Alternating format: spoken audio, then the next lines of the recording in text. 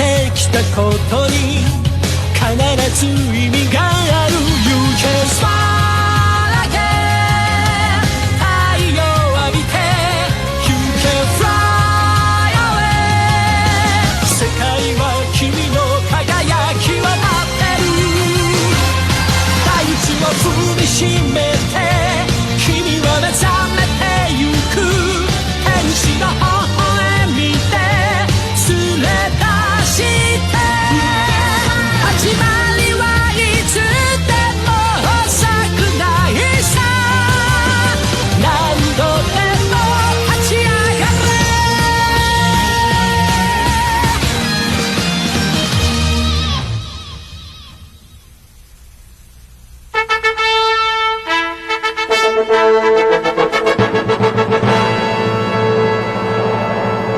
Acting number 16 ang nanalo ng Green Island. Talagang 27.8 million pennies. Marami pong salamat. Nakakainis sa matandang yon. Binibili niya talaga lahat ng kopya. Hindi ako manalo sa kanya dahil alam na niya ang budget ko. Isang kopya na lang ang natitira. Hindi pwedeng hindi ako manalo dito. Ano? Nakaalis na siya? Makikita pa natin uli siya. Gusto niya kasi magsanay kayo ng mabuti. Hindi na sana niya naisip yun. Di ba nag-aalala ka na mananatili siya sa York New? Kaya ngayon na nakaalis na siya, di ba dapat masaya ka? Oo, masaya nga ako. Pero hindi man lang siya nagpaalam sa atin. Ayan! Pinabibigay ni si Pyle. Pinasasabi niya rin na magkikita pa kayo uli. Ano? Wala na rin si Ginoong si Pyle? Oo, pero nabawi niya 100 million mo bago siya umalis, tulad ng pinangako niya. Oo nga no. Ngayon matutubos mo na ang hunter license mo. Sa wakas! Oo. Sabi ko na tama ako. Special si Ginoong si Pyle. Grabe, ibang klase din kayamanan yun. Yung hunter license. Walang tanong-tanong, naglabas agad ng 100 billion yung sanglaan para dun. Sa tamang auction, siguro pwede madagdagan ng hanggang 2 zero ang halaga nun. Oo nga naman. Bakit hindi rin ako maging isang pro hunter para maibenta ko rin yung license ko? Sa interes pa lang na makukuha ko ron, pwede na ako mabuhay. Goodbye na sa mga utang ko. Ayos! Abay, simulan na natin ang planong ito! Kailangan maganda na ako para sa hunter exams! At ang nanalo ng Green Island talagang 60.2 billion si number 16. Marami pong salamat. 60.2 billion? Kapaliwan yun! Talagang nakuha niya lahat ng 7 kopya na in-auction dito. Kalahati ng lahat ng yaman niya naman na naging kapalit. Para saan niya gagamitin yun? Isang hindi pa nakikilalang grupo ang nagnakaw ng game na Great Island na napanalunan ng Ginoong Batera sa auction sa halagang 30 billion. Pero hindi pa rin siya natinag. At kahapon nanalo siya ng isa pang kopya ng laro na halos ganun din ang halaga. Kanina lang, nakuha rin niya ang huling kopya nito sa Southern Peace Auctions sa halagang 60 billion. Malamang may malalim siyang dahilan para gumastos ng ganong kalaki para lang sa isang game. May mga nagsabi, kapag nakliro mo raw ang larong yon, makakatanggap ka na isang treasure map. Sabi naman ng iba, may lalabas daw na higatin dragon na makakatupad ng kahit anong hilingin mo. Sa dami ng usap-usapan, hindi na natin alam kung alin ang totoo. Salamat po, sir! Balik kayo! Makauwi na nga. Sa bandang huli, nakuha nga ni Ginoong Batera lahat ng kopya ng Greed Island ng Southern Peace. At ngayon naghahanap siya ng mga player para dito. Magsisimula ng pagpili. Sa nakikita po ninyo, napakahaba na ng pili sa labas ng Southern Peace para dito. Pasensya na po sa paghihintay. Magsisimula na po ang magpili ng mga player para sa larong Greed Island. Tulad po ng alam ninyong lahat. Para ma-qualify sa larong ito, kailangan marunong kayong gumamit ng NEN. Simpleng-simple lang ang proseso ng pagpili. Ang kailangan nyo lang gawin ay ipabalas ang inyong NEN sa judge at doon magdedepende ang magiging pasya niya kung pasado kayo o bagsak sa screening. Ngayon ipapakilala ko na sa inyo ang ating judge sa isang pro hunter. Si Ron Tusgera. Ang money hunter, si Tusgera! Kung kasangkot siya ni Batera dito. Ibig sabihin, hindi biro ang pera makukuha sa game na to. Ngayon, maaari na tayo magsimula. Isa-isa kayong aakyat dito sa stage para ipakita ang inyong NEN.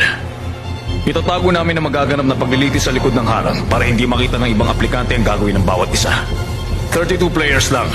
Sa oras na makapili na kami ng ganong bilang ng mga player, magwawakas na ang screening. Ngayon, kung maaari lang, pumila na dito ang gustong sumubok.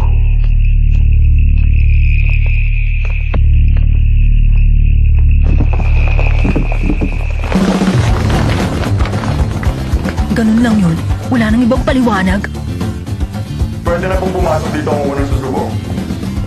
Napakaiksi lang ng paliwanag na binigay nila. Halos wala nga silang sinabing detalye. Pero kahit na ganun, mabilis na lumapit yung karamihan sa stage para sumubok. Malamang may alam silang hindi pa namin alam. O alam nilang kahit magtanong pa sila, hindi rin sila sasagutin ng mga organizers. Sa ganitong sitwasyon, ang natitira na lang sa amin ay subukan hulaan ng mga maaaring mangyari mula sa konting impormasyong binigay nila at gawin ang lahat ng makakaya namin. Malamang hindi lang nila kami hinuhusgahan sa likod ng kurtinang yan, kundi sa ikinikilos namin mula sa pagtungtong namin dito. Tansya ko mga 200 na ng user nandito ngayon. Mga 100 mahigit na ang tumayo at nakapila. Mga 50 naman ang nakaabang sa gilid, nanonood lang, naghihintay ng kung ano.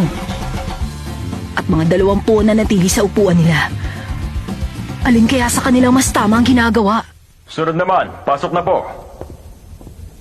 Sunod po. Bakit ganun? Mga 10 nang umakyat sa stage para magpakitang gilas, pero ni isa wala pang lumalabas. Ang ibig sabihin ba nun, lahat ng 10 yun nakapasa na? Kung ganun, tagalid na kami. Dapat na ba kami pumila? Walang mapipili sa mga yan. Halatang halata naman na mga wala silang alam. Huh? Yung mga nahuli sa pila at yung mga tambay na nagbabantay sa gilid, sila yung mga talunan. Lalo na yung mga nakatunganga, mga linta na hindi makapag-isip para sa sarili. Sila yung mga nag-aabang ng mga lalabas na tapos na para hinga ng tips. Akala nila may tutulungin sa kanila. Kung nagbasa-basa ka bago ka pumunta rito at marunong kang gumamit ng utak mo, madali mo mahuhulaan na hindi naman kailangan magmadali. Lahat na nandirito ngayon, magkakaroon ng pagkakataon. Sa makatuwid, hindi kami makakapagpadala ng mga bagong player o makakasave. Kaya naman, ganun na lang ang ingat namin sa pagpili ng mga maglalaro. Oo nga. Hindi talaga 32 players ang pipiliin nila ngayon para ipasok sa laro. Nakuha mo rin! 10 taon na nakalipas pero wala pang kahit na sino nakatapos sa laro. At habang may naglalaro sa loob at nakasubo pa ang memory card ng player na yon, hindi pwede magpadala ng mga bagong player. Ibig sabihin, nadala na sila. Alam nilang kailangan mag-iwan ng ilang bakanteng slot kung sakali may dumating na player na angat sa iba. Ginagawa nila yun para makasiguradong walang maiipit sa loob ng game nang walang kwenta. Ang hula ko mahigit kumulang 20 ang pipiliin nila para maglaro mula sa nandito ngayon. Madali namang makita na yung mga huling pumila at yung mga nakatuwa nga sa gilid. Sila yung mga hindi alam ang gagawin. Kaya siguradong hindi sila papasa. Yung mga totoong maibubuga, sila yung mga tapos na dahil tumayo sila agad at napunta sila sa unahan ng pila. At yung mga nanatiling nakaupot naghintay dahil naintindihan agad nila yung nangyari. Tulad natin. Tama ba ako mga bata? Gon, naintindihan mo agad ang nangyayari? Hindi naman, kinutuban lang ako. Naisip ko lang kasi na naghahanap sila ng magagaling na player at ang daming pumunta rito. Sayang naman kung hindi nila titingnan ang kakayahan ng lahat ng nandito, di ba? Simple at tumpak! Bata, panalo ka mag-isip! Alam mo, nakakabilib ka rin ha? Kahit bata ka pa, marunong ka mag-isip. Hindi lahat magagawa magtiwala sa sarili at sa pakiramdam niya sa ganitong sitwasyon. Mas delikado at hindi kilala landas at tatahakin. Mas kailangan ng pinaghalong talino na dala ng kamusmusan at likas na pakiramdam, hindi ba? Sino nang susunod? Lapit na po. Ako nga pala si Puhat, mga bata. O paano? Mauna na ako sa inyo, ha? Yung mga ubod ng daldal, kadalasan sila yung mga wala talagang ibubuga. Aday! Uy, naririnig ka niya. Pero aaminin ko, may kabuluhan ang sinabi niya. Masyado kong pinakomplika ang sitwasyon sa isip ko. Hindi ko tuloy nakitang simple lang ang lahat. Sunod na ako sa kanya. Sige, good luck! Kung gusto kong may marating, kailangan kong magsugal. Yun ang pinili kong daan. Tandaan mo, huwag kang makipagsapalaran. Pasukin mo lang ang sitwasyon kung garantisado ang pagkapanalo mo. Kung hindi, mas mabuting maghintay ka na lang. Ang paghihintay ang pinakritikal na bahagi ng trabaho natin. Kung hindi ka siguradong mananalo ka, isang napakalaking pagkakamali ang ilantad sa kalaban ng kakayahan mo. Yun ang pamamaraan ni Papa bilang assassin. Pero hindi na ako isang assassin ngayon. Isa na akong hunter. Sige, pwede mo nang simulan ng pagpapamalas mo ng Ren. Kung Hudson ang gawin ko, okay lang? Sige, bahala ka. Basta kung ano man ang gagawin mo, dapat maipakita nun sa akin ang tunay mong kakayahan. Patunayan mo sa akin na higit pa sa nakita kong Ren noon ang kapangyarihan mo. Oo ba? Heto na.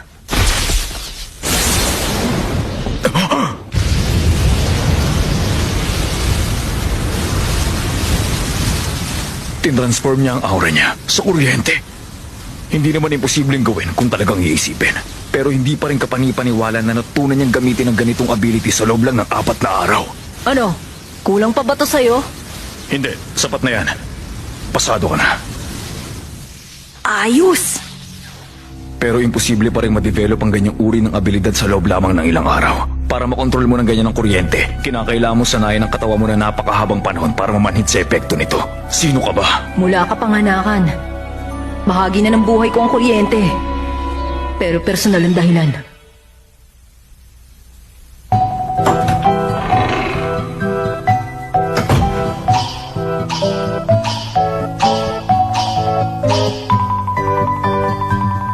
Pitong tao pa lang nga nandito. Mukhang tama nga si Manong. Yung mga maagang kumilos at yung mga naghintay sa mga upuan nila ang mga nakapasa sa bandang huli. Eh, kamusta naman kaya si Gon? Pasado kaya siya? Oh!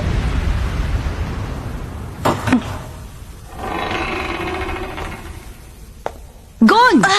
Kinuha! Mabuti na lang. Ang saya ko, nakapasa ka rin. Ako pa. Ikaw yung gumawa ng pagsabog na yun, oh. Oo! Pambihira.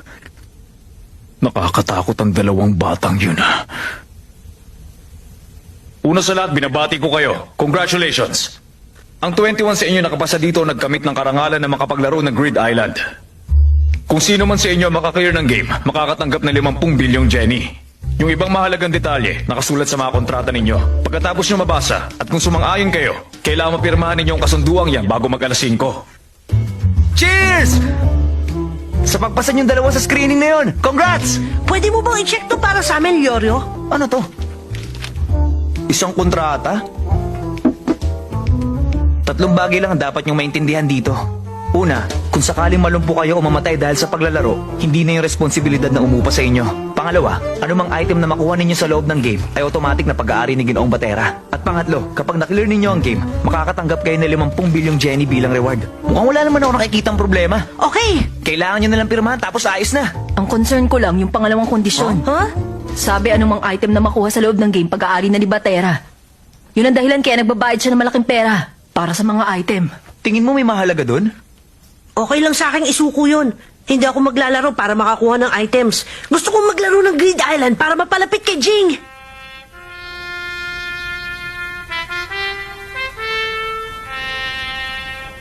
O paano? Good luck sa exams mo, ha, Yorio. Salamat. Mag-iingat din kayong dalawa, ha? Sa susunod na magkita tayo, doktor ka na, ha? Ibig sabihin niya sinabi mo, hindi mo inaasahan magkikita tayo sa loob ng 4 na taon. Ibig sabihin matatapos namin ang game na mas mabilis pa sa 4 na taon kaya dapat ganun ka rin. China-challenge niyo ako, ha?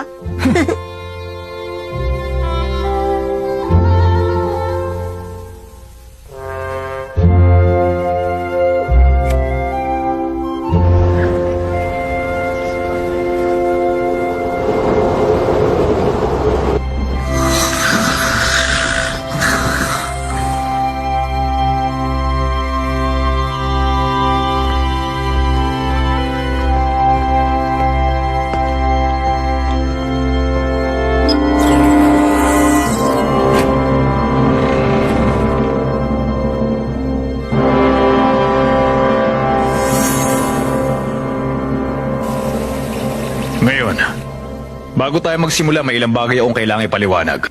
Konektado ang bawat isa sa mga ito kahit magkakaiba sila ng disk at console. Hindi na mahalaga kahit saan kayo dyan pumasok. Iisa lang kayo ng lugar na pupuntahan. Isipin ninyo, para itong isang virtual area na ma-access mula sa kahit saang sulok ng planeta. Ngayon naman, bibigyan ko na kayo lahat ng mga memory card. Tapos pwede na kayong tumuloy kaagad sa loob ng game. Pero bago yun, aalamin natin ang pagkakasunod-sunod. May ganun pa? Isa-isa lang ang pwedeng pumasok sa game area, hindi pwedeng sabay-sabay. Kaya magdedesisyon na tayo sa pagkakasunod-sunod ngayon para maiwasan ang alitan sa loob ng game. Sige, mag-jack and point na lang tayo para mas madali. Yes! Ako mauna! Aba, hindi ba ikaw yung may sariling game save data, hindi ba? Nakakaasar naman. Pag 17th pa ako, ang layo. Gusto mo bang gamitin yan? Huwag kang mag-alala. Iisa lang din ang babagsakan mong lugar. Kahit ano pa ang laman ng save data mo, kahit ilang beses ka pa nag-save. Jing, isang mensahe para sa akin mula kay Jing ang game na ito. Magtitiwala ako sa kanya. Sige po, gagamitin ko sarili kong card. Sige, isuot mo na ang singsing at pwede mo nang simulan ang paglalaro sa console na ito. Gon, maghintay ka sa starting point hanggang makarating ako ah.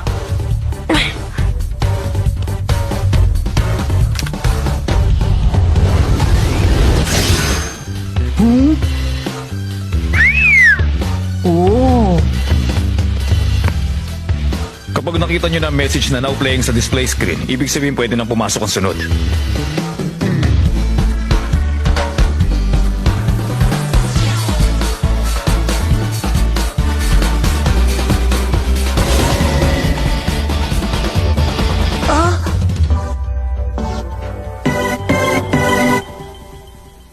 Welcome sa Greed Island, Ginoong Gone Freaks. Ipapaliwanag ko ang mechanics ng game. Gusto mo ba itong pakinggan? Sige. Sa loob ng game na ito, may dalawang spell na palaging magagamit ng sino mang player na may suot ng singsing. Yun ang book at gain. Ilagay mo ang kamay mo na may suot ng singsing sa harap mo at bigkasin mo ang salitang book. Book! Ang objective mo sa larong ito ay mangolekta ng ilang mga espesyal na piling numbered card. Ang librong yan para sa pag-store ng mga card na nakolekta mo na. Ngayon, buksan mo to sa pinakaunang page. Makikita mong may naka-assign na number label ang bawat slot. Ang mga card na may katugmang number lang ang pwede mong ilagay sa mga slot na yan. Ito ang tinatawag na mga stay pocket slot. Ilipat mo naman sa page sa bandang gitna. Wala to mga number! Tama, ibig sabihin pwede kang maglagay ng kahit anong klaseng card sa mga slot na ito. Ito ang mga free pocket slot mo. 100 lahat ang bilang ng mga stay pocket slot at nakalabel ng numerong 1 hanggang 99. Tapos para naman sa mga free pockets, 45 lahat ang meron. Kailangan mong mapuno ng mga assigned cards ang 100 stay pockets na nasa libro mo. Yun ang kondisyon para maklear mo ang game na Greed Island. Kailangan ko lang mangolekta ng 100 na card, tama ba? Ganun na nga. Para magawa ito, kailangan mo makapag-transform ng 100 items sa card form nila para mailagay sa libro mo. I-transform? Halimbawa, kapag naka-acquire ka ng isang item na sword, magiging card ito sa oras na mahawakan mo ito. Kung gusto mong gamitin itong card bilang item form niya, ang kailangan mo lang gawin, gamitin ang magic spell na gain. Ang gain?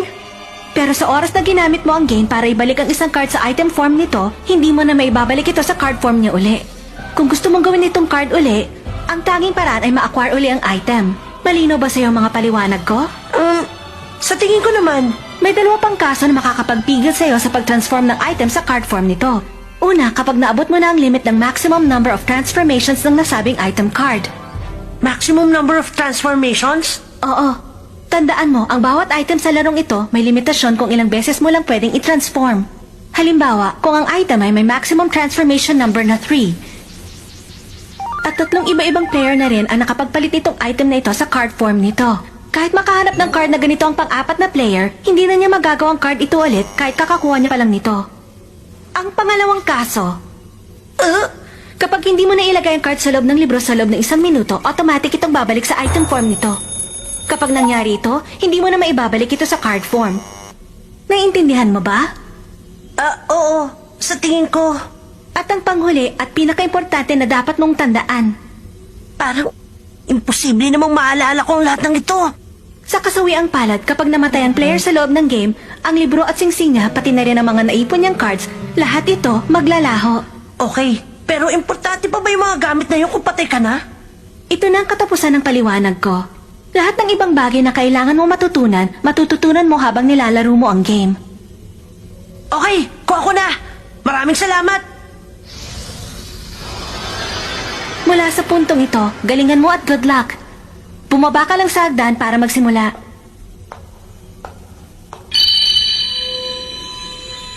Save file detected. Loading data. May mensahe po kayo mula kay Master Jing Freaks. Kay Jing!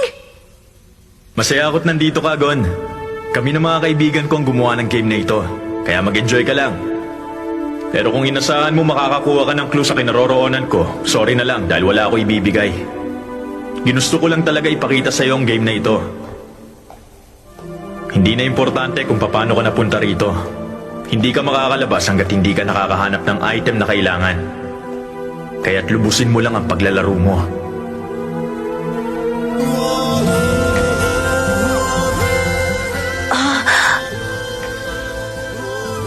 Sa wakas, nakatungtong na si Gon sa loob ng maalamat na game na Greed Island.